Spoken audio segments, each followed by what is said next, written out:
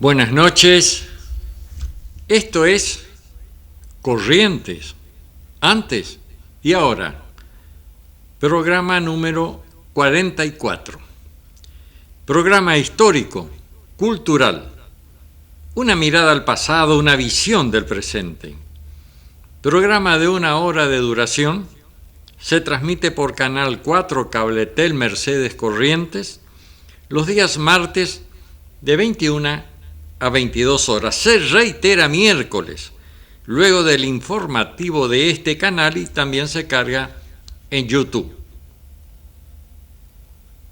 Estas historias son verídicas, las que viví y reviví en mis largas travesías por los campos correntinos, otras que escuché de personas que las protagonizaron, donde se reflejan fielmente sin aditamentos políticos, religiosos o sociales, a los hombres y mujeres productos de la tierra correntina, las empresas grandes y pequeñas que empujaron la rueda del progreso.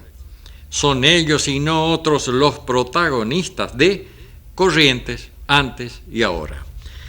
En este programa tienen cabida todos los temas que nos ayuden a descifrar nuestro patrimonio intangible. Agradecimiento a Griselda Montiel, a Omar Tunino Lugo, Romina Lugo, José María Calderón y Nicolás Laferrer. Ahora vamos a los comercios que hicieron historia en nuestra ciudad y que son las bases. Estos son los comercios antiguos, que son las bases de los actuales comercios. Acá tenemos sobre Cao Cao. Alguien me dijo que me iba a dar la historia completa del Cao Cao. Y dice que en la pasada semana inició sus actividades comerciales este nuevo establecimiento de masitería y confitería instalado en Pedro Ferré y Juan Pujol. Entre sus especialidades se destaca la fabricación de postres, masas, facturas, sándwiches, pan dulce. Además, la casa acepta pedidos para servicios de copetines, cumpleaños, casamiento. Entonces felicitamos a sus propietarios, ya que en nuestro medio hacía falta un negocio de esta especialidad, deseándole prosperidad. Es uno de los avisos ya de hace varios años atrás. Y ahora un servicio muy importante que se prestaba en la ciudad de Mercedes, el servicio aéreo. Aerochaco inaugura sus servicios aéreos en Mercedes. Nuestra población, dice el aviso, habrá de recibir con beneplácito el anuncio que damos con carácter de primicia que Aerochaco, Líneas Aéreas Chaqueña, SEM, inaugurará el martes 16 del corriente sus servicios de transporte con vuelo regular, que no será comercial, cuya llegada a la aeroestación local será aproximadamente a las 15:45.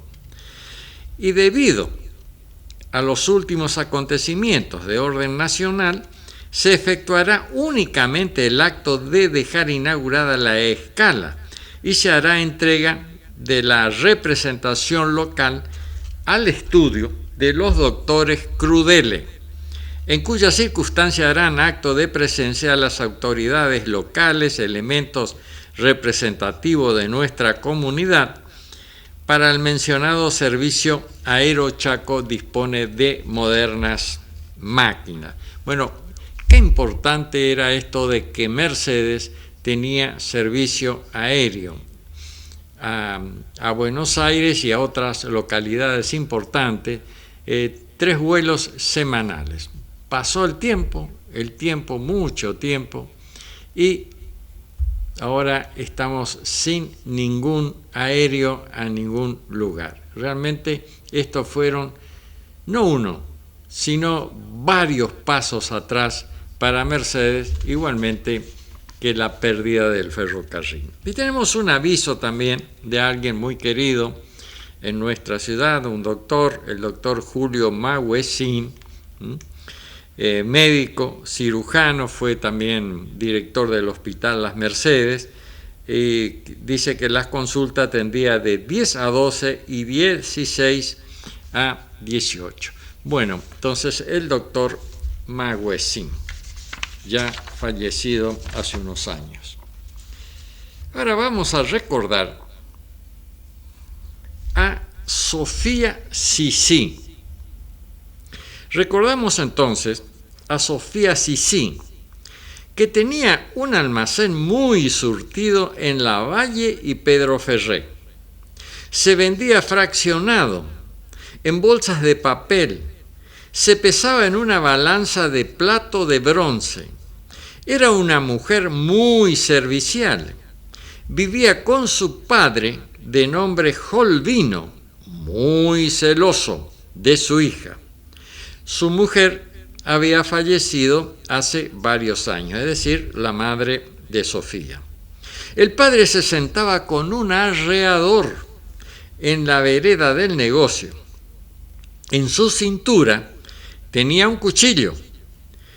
Y cuando algún cliente le decía a Sofía, señora, él rápidamente, con un alto tono, le decía, señorita, mientras hacía sonar su arreador. Sofía, además del almacén, tenía como una sucursal del correo. Muchas jóvenes habían ido a trabajar a Buenos Aires para servicio doméstico y muchos jóvenes habían emigrado para trabajar en vía y obras, en estancias y otros trabajos. Antes obviamente no había internet y la comunicación era por carta, en donde enviaban giros a sus padres para que puedan mantenerse. La pobreza era muy fuerte. Como la mayoría de los ranchos no tenían número, dejaba el cartero las cartas en el almacén de Sofía. Para muchos moradores de los barrios Villa Rivadavia, Castelo, Las Garzas, que venían a buscar la correspondencia en el almacén de Sofía. Y cuando una carta no era retirada, le avisaba a través de algún cliente que vivía cerca. Cuenta el cartero que Sofía recibía más cartas que nadie en Mercedes y que él salía con su cartera llena, muy pesada, y que primero iba a dejar la correspondencia al almacén de Sofía para aliviar la carga, casi la mitad de la carga. Sofía tenía unos frascos de caramelos en el mostrador que obsequiaba a los niños que venían con sus padres a comprar. Sofía nunca tuvo novio. Falleció sin haber tenido aparentemente contacto íntimo con hombre alguno, dicen allegados a la mujer. Todos datos de este relato lo proporcionó Miguel, alguien que vivía allí muy cerca. Entonces recordamos a Sofía, esta mujer que tenía, como decimos acá, un almacén de ramos generales y también era como una sucursal del correo. Ella no cobraba obviamente nada, sino que venía el cartero y le dejaba casi la mitad de la pesada carga que tenía, y entonces ella iba distribuyendo entre sus clientes las cartas, y cuando alguna carta iba quedando, se la daba a alguien que ella sabía que vivía allí cerca y le entregaban entonces la carta. Y como se recuerda acá en esta historia que contamos, cómo se iban las jóvenes a Buenos Aires a trabajar al servicio doméstico, y los jóvenes y otros no tan jóvenes a vía y obra, servicio muy pesado, y algunos también a las estancias. Ahora vamos a un poema que nos enviara Sandra Biancalani, una poeta que reside en el Chaco. Canto a mi tierra. Si describiera el lugar donde habitamos, seguramente pensarías que es mentira. En él, el río te habla con susurros y a veces se levanta con su ira. Las riberas rojizas lo contienen, como brazos de amante compasiva, y los árboles se yerguen sobre ellas, con variados colores que parecen alhajas por ellas elegidas. Sobre estos, los pájaros son libres, y como tales emiten sus sonidos. Son música que resuena en los oídos de los pacíficos pobladores de la isla.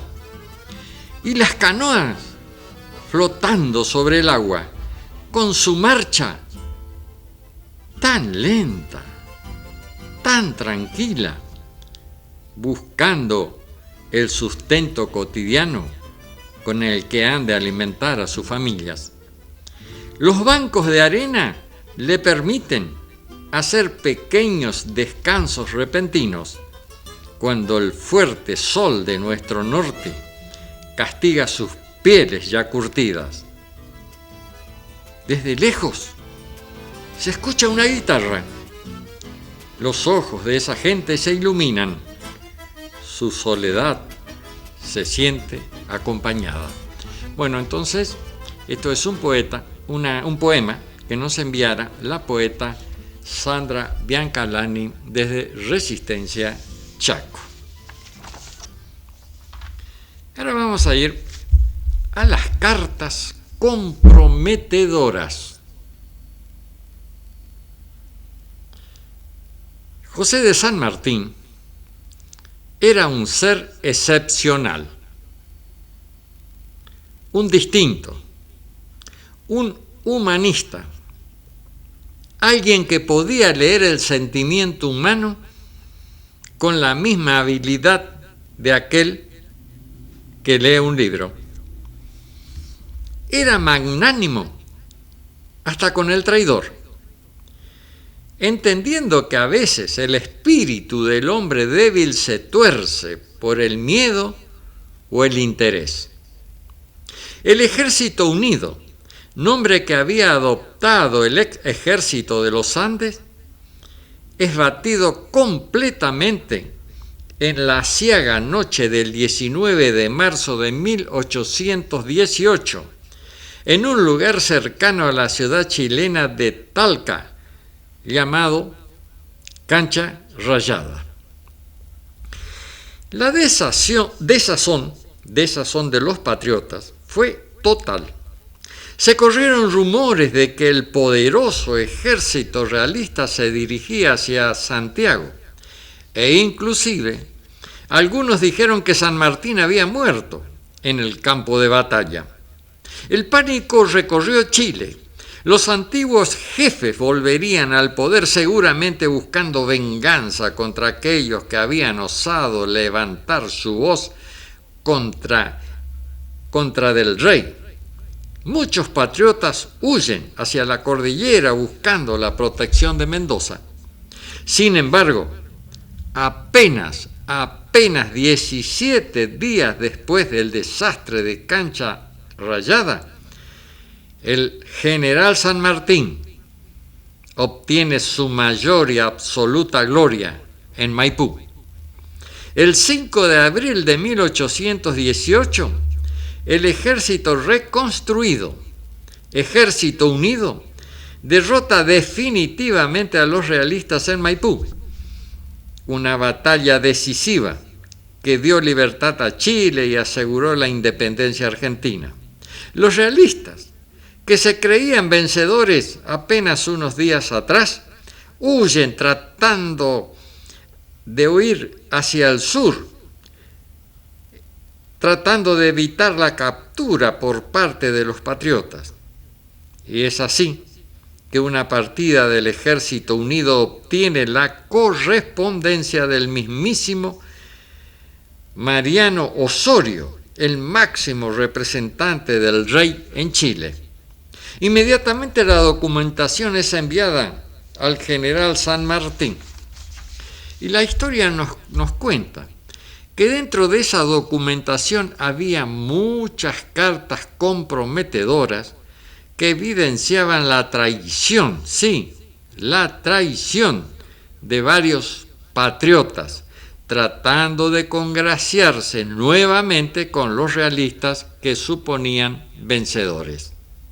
El 12 de abril de 1818, hace ya 204 años, San Martín, acompañado solamente por su ayudante, O'Brien, habían desmontado a pocos kilómetros de Santiago y se habían puesto a leer la documentación, documento por documento.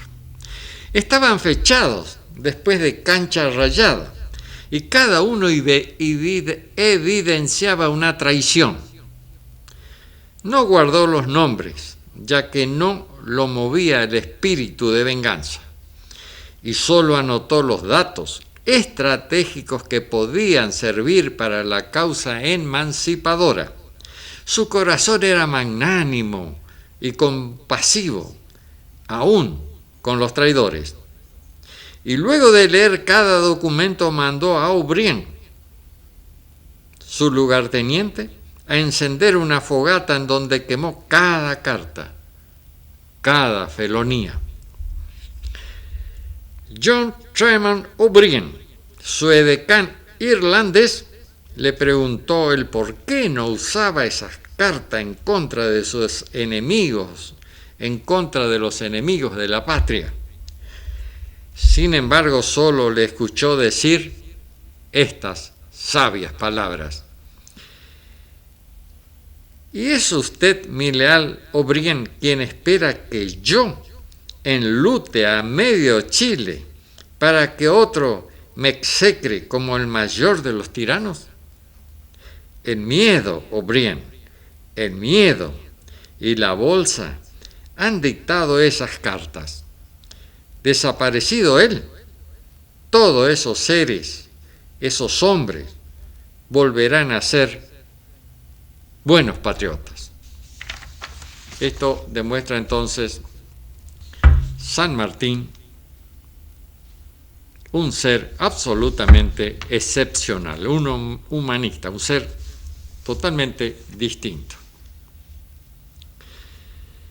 Ahora vamos a una leyenda. La leyenda del mono Carayá. Carayá era un indio que vivía en las inmediaciones de Liberá. Le gustaba recorrer el monte todo el día, pero sufría mucho el miedo extraordinario que tenía a las fieras como el yaguareté, el gato montés, el aguará y otros habitantes del monte. Quería superar ese inconveniente y un día le comunicó al hechicero que quería que lo convierta en un animal parecido a ellos. Quiero ser alguien al que nada le puedan hacer los yaguaretés, ni la víbora, ni los zorros. Quiero vivir en el monte como ellos, trepado a los árboles, saltando de rama en rama, comiendo las frutas que están a mi alcance, sin que nadie me diga nada. Dicen que exclamó frente al hechicero: «Ah, si pudiera trepar siempre los árboles, esa sería mi mayor ventura». Bueno, le respondió el hechicero, serás lo que deseas. Y comenzó a pronunciar palabras entre dientes y quemó algunas hojas secas de una hierba del lugar, mezclada con hojas secas de tabaco. De esta manera, y casi sin darse cuenta, el indio comenzó a transformarse paulatinamente en un mono. La piel se le volvió dura, con pelo muy negra. Cambió la forma de su cabeza, la nariz, las manos. Adoptaron una forma especial. Se le acortaron las piernas y le nació una larga cola. Y como todo El mundo sabía lo que había pasado en cuanto vieron ese extraño animal trepado por los árboles. Los miembros de la tribu lo llamaron Carayá, el gran mono aullador de los esteros.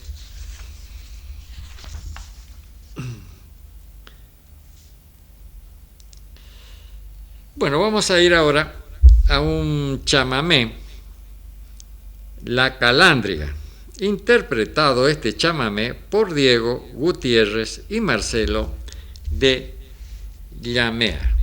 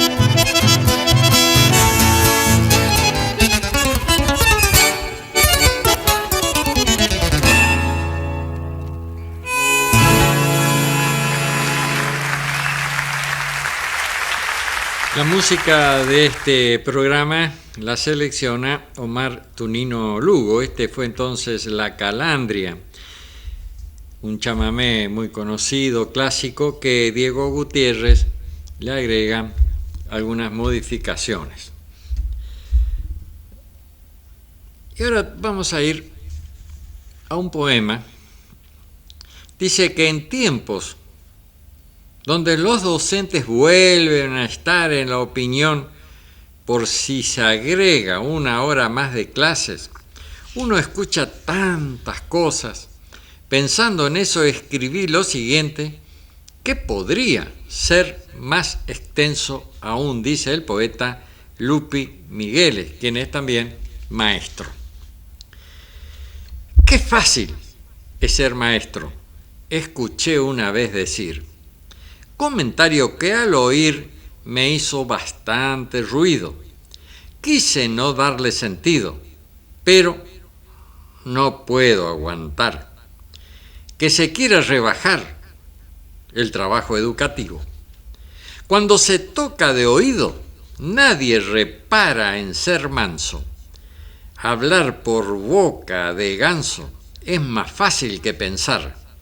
Me imagino, sí sabrán, por lo que pasa un docente, lo que calla, lo que siente, en ese donde educar.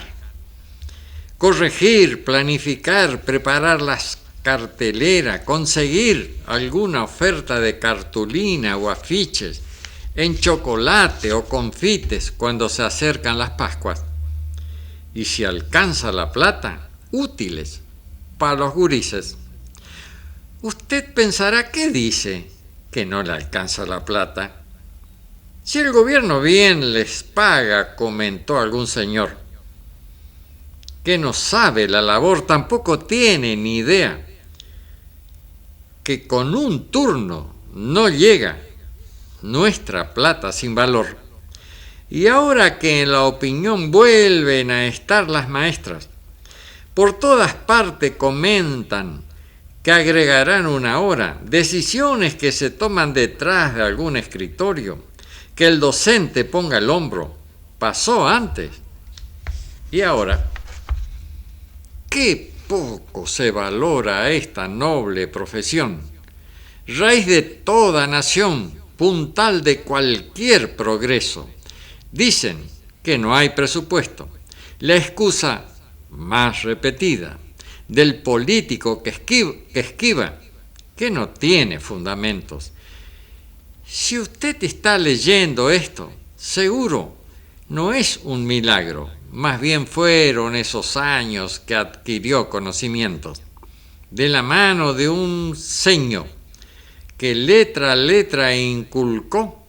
Con ella fue que aprendió lo que llama respeto.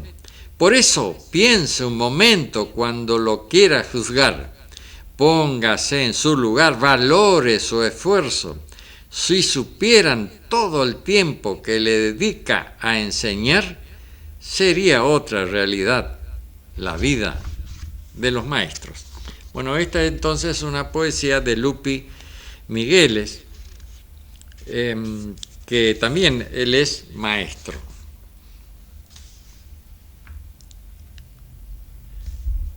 ¿Por qué el mate, que es casi ya universal, se llama así? Al llegar los europeos a esta tierra notaron que los nativos practicaban el ritual de juntarse a beber una infusión a los que guaraníes llamaban caihuá. Esta expresión deriva de los vocablos guaraní caá, hierba, y agua, iwa, procedencia, lo que se puede traducir en agua de hierba. La expresión mate nace del vocablo quechua, matí, que significa calabaza, que es donde se preparaba el mate. El mecanismo se tomaba a través de una cañita denominada tacuarí, en cuyo extremo se colocaba una semilla ahuecada que hacía las veces de filtro. Por extensión, los europeos copiaron de esta manera a la infusión elaborada a partir de la hierba. Estos tenían la creencia de que era una hierba del demonio. Por desconocer su práctica sostenían, además, que era una bebida de haraganes, ya que los nativos dedicaban varias horas por día a este rito. La yerba mate debe su sabor amargo a los taninos de sus hojas, y es por eso que hay quienes gustan de endulzarlo un poco, y la espuma que se genera al cebar es causa de los glicósidos. Entonces es causa de los glicósidos. El mate es algo más que una bebida, es una tradición que vence las costumbres aislacionistas del criollo y empareja las clases sociales, y a través de los tiempos es el mate quien hizo la rueda de amigos y no la rueda de quien trajo al mate. Y no solo eso, también es un símbolo para todo aquel que se aleja de su país natal, Argentina, Paraguay, Uruguay, Chile y Brasil, y encuentra en él una remembranza y un enlace a su tierra. Con el tema de la pandemia, bueno, el mate comenzó a tomarse solo, para evitar contagios y demás. Y cuentan que los gauchos, hace ya muchos años atrás, cada uno tenía su mate. En algún momento vamos a publicar la foto, no sé si ya la habremos publicado, donde cada uno tenía su mate. Te acusaré con tu mamá. Dios nos escucha. Un día un niño de 5 años entró en una farmacia corriendo y le dijo al farmacéutico: Señor, señor, aquí está todo el dinero que tengo. Por favor, deme un milagro. El farmacéutico, sorprendido, le preguntó qué milagro quería y para qué. El pequeño respondió: el doctor dijo que a mi mamá necesita un milagro para sanar. Aquí está todo el dinero que ahorré para comprar una bicicleta, pero amo más a mi mamá y quiero que esté bien. Por favor, ayúdeme. Este dinero es suficiente. El farmacéutico, muy conmovido, le respondió que no tenía ese milagro. Luego agregó que solo Jesús, el Hijo de Dios, tiene ese remedio especial y lo invitó a ir a la iglesia a pedírselo. El niño corrió como un rayo hasta la iglesia, llegó frente a la cruz cerca del altar y muy apurado con gritos dijo: Jesús, Jesús, tú tienes el milagro. Sé que estás en esa cruz, que te duele y que no tiene mucho tiempo para mí. Pero el señor de la farmacia me dijo que el milagro para curar a mi mamá los tienes tú. Aquí está todo el dinero que ahorré para la bicicleta, te lo doy. Pero por favor, ayúdame.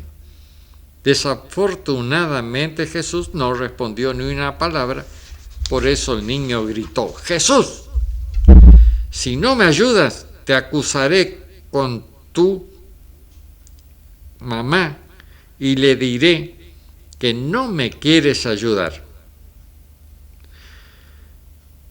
Andale, Jesús, por favor, yo sé que tú también amas a tu mamá, como yo amo a la mía. Ayúdame, dame el milagro que mi mamá necesita. Prometo volver lo más rápido posible para ayudarte a bajar de la cruz. El cura, que había oído la conversación del niño, se acercó y lo invitó a hablar en voz baja. Le explicó que Cristo lo escucha,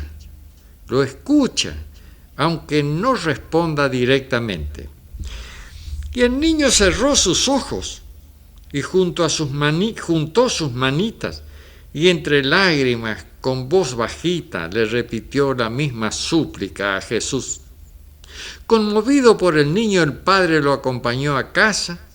A lo largo del tramo de la calle de la iglesia, allí el niño le explicó al sacerdote cuánto quería a su madre y le dijo que era todo lo que él tenía y que le había dicho que solo Jesús tenía el milagro que podía curarla.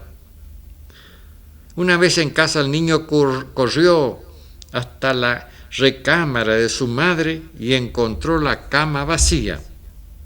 Con angustia salió y la vio salir de la cocina. Y el niño le dice a su mamá: mamita, ¿te levantaste? Y la mamá le dijo: sí, hijo, el doctor que llamaste vino a visitarme.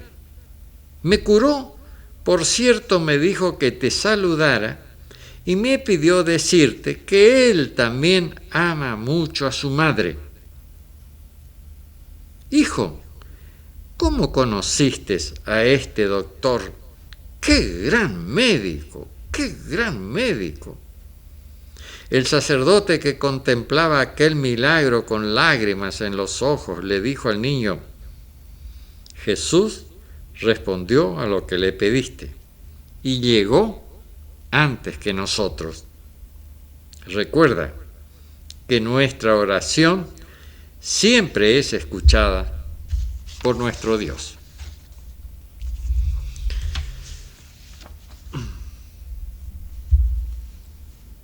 Bueno, ahora vamos a ir, entonces, continuamos con esto de la memoria histórica del Regimiento de Infantería 12 General Arenales en las islas de Malvinas. Muertos en combate. Vamos a recordar al cabo primero Pérez Vicente Ramón. El soldado Pérez pertenecía a la Compañía B, cuya jefatura ejercía el teniente primero Ignacio Gorriti. Integraba la segunda sección de tiradores a cargo del subteniente Carlos Tamini. Se desempeñó como tirador 1 en el segundo grupo, que estaba a cargo del cabo Héctor Goló Bardes. A las pocas horas de arribar a Monte Challenger, mientras esperaba reubicación en un confuso episodio en horas de oscuridad y fruto de la psicosis de guerra imperante, fue impactado en el pecho por un tiro de la propia tropa. Reitero, un tiro de la propia tropa. Trasladado y operado en el Hospital Militar de Puerto Argentino, su corazón no resistió, entregando su alma al Creador el 28 de abril de 1982. Bueno, lo mataron entonces sus propios compañeros. Ahora vamos al cabo primero García Ramón, la nación argentina al muerto en combate. El soldado García pertenecía a la Compañía B, cuya jefatura estaba ostentada por el teniente primero Ignacio Gorriti. Su rol era de tirador 2 en el cuerpo 3 del cabo Raúl Peralta. Hábil en menesteres como el de cocinero y rastreador de cursos de agua, allí donde nadie los podría encontrar, entregó su vida en la defensa de nuestra soberanía y en los combates terrestres finales en la posterior defensa de Tomblampong el 14 de junio de 1982 bajo las órdenes del subteniente Oscar Silva del Regimiento 4 integrando la sección de Infantería de Marina del Batallón 5. Fue el último caído en el combate del Regimiento de Infantería 12. Y ahora vamos a recordar al cabo primero Romero Julio, la nación argentina al muerto en combate. El soldado Julio Romero era uno de los que tenía la responsabilidad de preparar la comida valiéndose de los víveres provistos o de su astucia para faenar alguna oveja o cordero.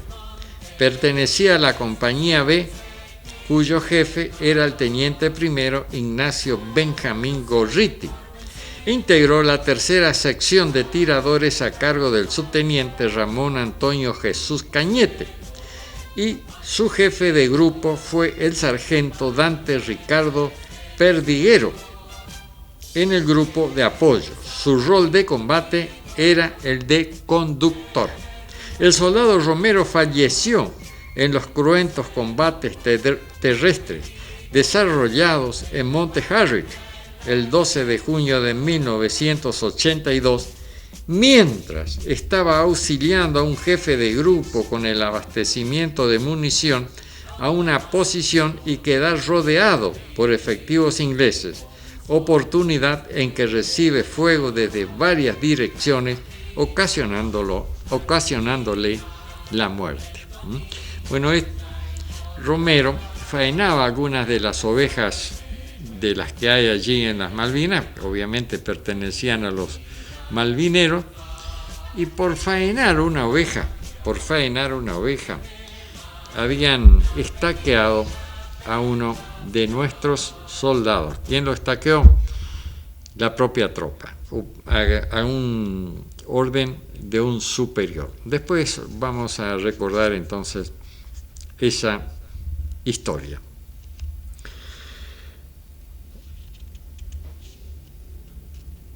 Bueno, vamos a referirnos ahora al dueño del sol. Dormir la siesta es una muy buena costumbre pueblerina.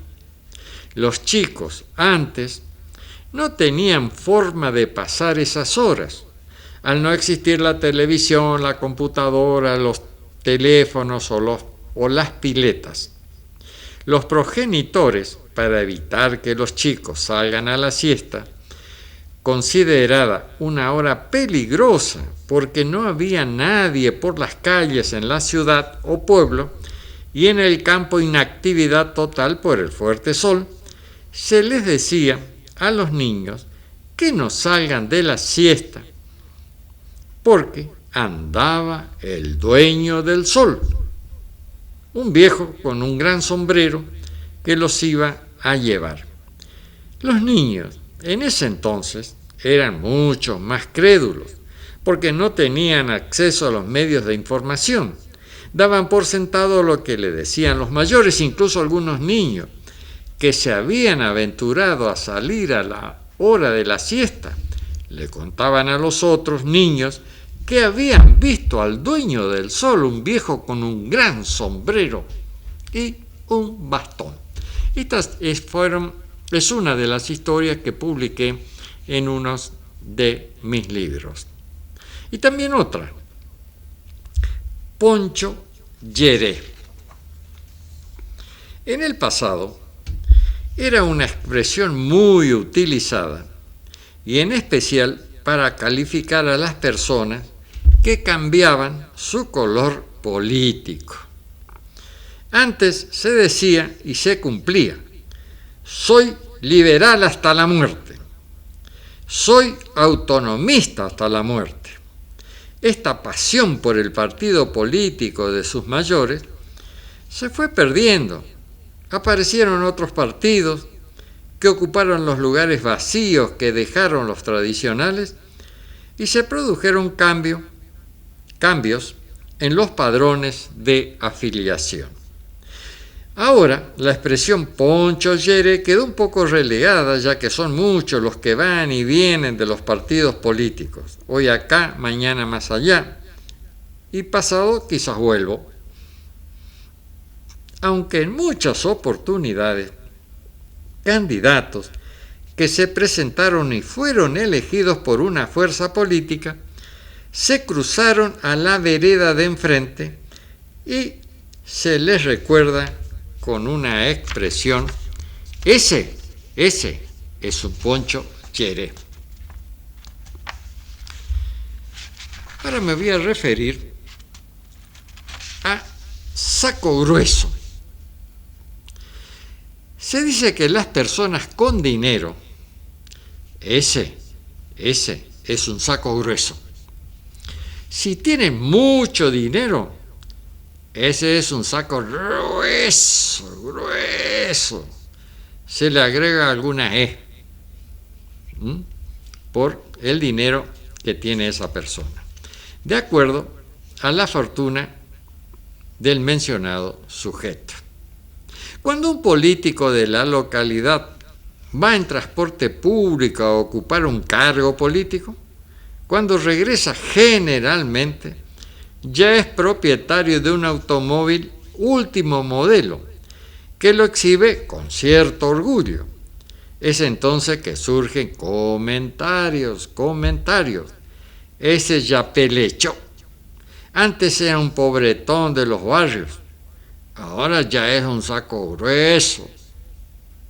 Cuando alguien recibe una herencia, también se emplea el término: ahora no saluda ese saco grueso.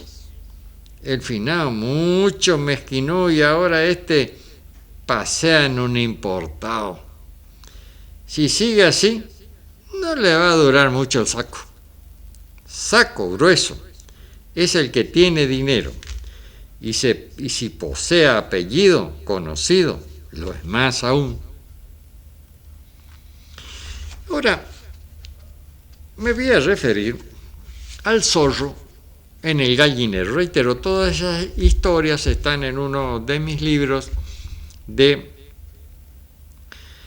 que publiqué y que son historias salvajes, que siempre lo reitero, son historias que denominé salvajes, no porque sean historias violentas, sino simplemente porque no tienen una elaboración literaria. Bueno, el zorro en el gallinero. Los zorros, en algunos campos, eran criados guachos, sin madre. Por alguna razón su madre murió o la mataron, porque ataca el zorro a los corderos y también las matan por la piel. Al quedar el zorrito desamparado, lo llevan a la estancia, al puesto o donde sea, y le dan mamadera y lo crían, como dije, guacho. El zorro se mimetiza con los perros del establecimiento que no lo atacan porque lo consideran uno de ellos. Pero el zorro pierde el pelo, pero no la maña. De noche, en silencio, aprovechando la confianza que le tienen, ingresa al gallinero y mata una o dos gallinas o pollos. Su instinto lo domina. No hay forma ni sistema que lo cambie. Fue criado desde muy chiquito con otras costumbres, pero no las asimila, porque él pertenece a una raza de animales que por cientos de años se alimentó de esa manera. Sucede también con los seres humanos. Les brindamos la confianza, el cariño, la amistad, pero cuando la situación les resulta propicia, traicionan de la peor manera. El dicho popular de la zona rural es: no metas el zorro en tu gallinero. Ahora vamos a ir a un chamamé por 8 bajos nomás, de los mellizos Coronel.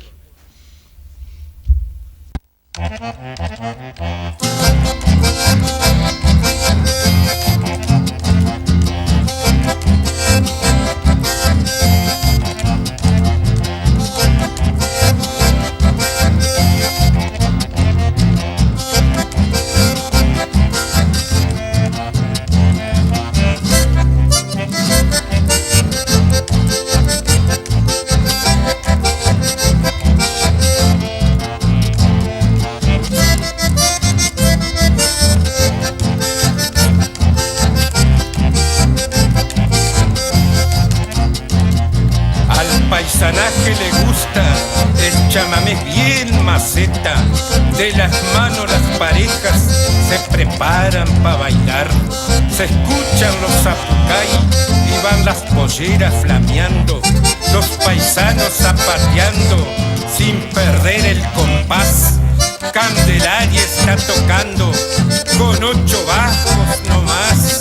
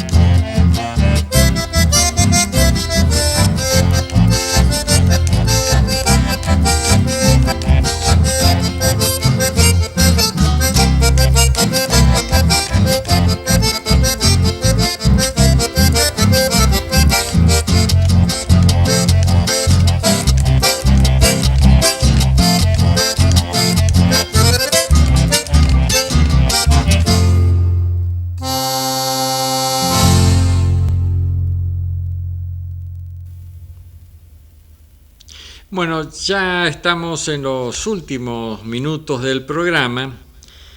Teníamos la tragedia de Barranca Yaco, esto lo vamos a dejar para el próximo programa porque es bastante extenso. Y voy a leer algo que también escribí en uno de mis libros, Historias salvajes de mis corrientes, y voy a leer una parte, y reitero porque estamos ya sobre el final del programa. Monólogo con el pasado. El éxodo campesino. Conversé con Peruca Sandoval, viejo conocido de mis años en que vivía en el campo La Alcita, paraje Timbocito, en Mercedes Corrientes, con mi mujer. Peruca, ¿cómo andás?, le dije. Y mal, patrón, mal. Los que vivimos en los parajes estamos peor, cada vez peor. ¿Por qué?, pregunté, aunque obviamente sabía las razones. Y yo antes changaba en las esquilas. Ahora ya no hay más ovejas, solo unas poquitas majadas. Hacía unos postecitos para alambrado y los vendía. Me contrataban como alambrador, yo era alisador y alineador. Tenía muchas contratas. Ahora ya no hacen más alambrado, solo el eléctrico, con varillas de metal.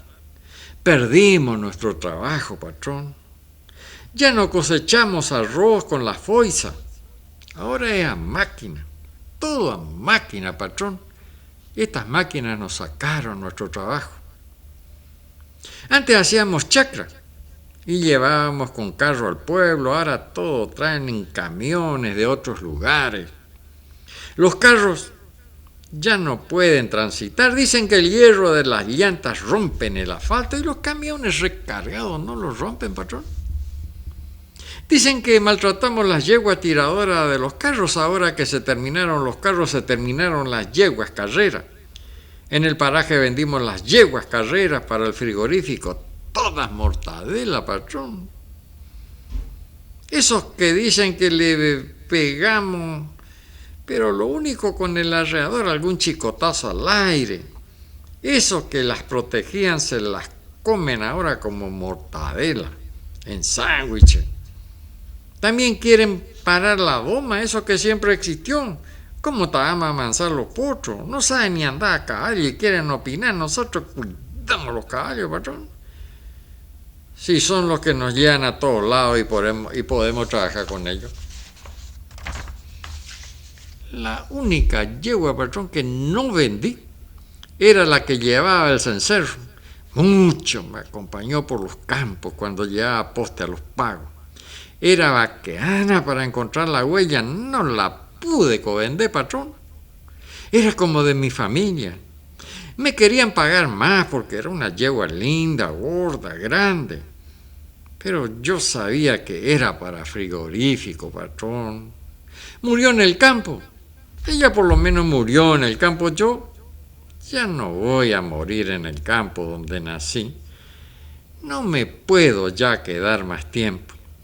Antes, cuando nos llegaban las mercaderías de otros lugares, no le importaban las yeguas. Cuando sentían el cencerro, ya aparecían a comprar en el camino. Antes que los carros lleguen, bajábamos la mercadería en el piso. Ahí donde hay una plaza y se juntaban los puebleros a comprar sandía, melón, zapallo, mandioca, tabaco, naranja, mandarina y todo lo que traíamos, y hasta charque. Bueno, esto es solo una parte, entonces, de monólogo con el pasado, el éxodo campesino, que está muy de actualidad esto, y ha sido todo para este programa, recordando que mañana,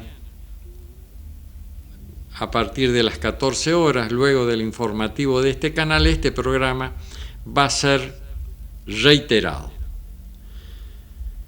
El próximo martes, si el destino así lo permite, estaremos nuevamente con un programa de similares características. Tengan ustedes muy buenas noches.